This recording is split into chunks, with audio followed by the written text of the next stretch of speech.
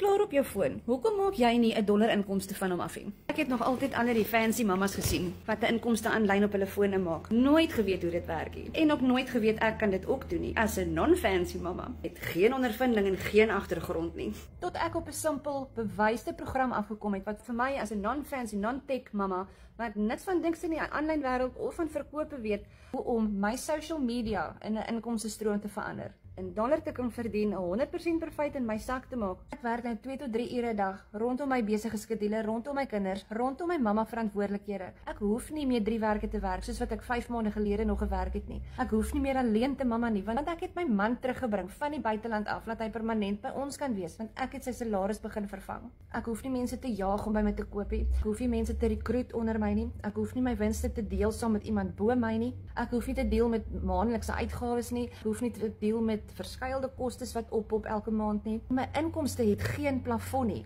Jou foon wat jy nou vashou in jou hand is 'n inkomste stroom as jy dit op die regte manier gebruik. Tegnologie maak dit moontlik. As jy wil hê ek moet vir jou wys hoe jy dit kan regkry, sit vir my die woord ja in die comments en ek deel met jou al die details.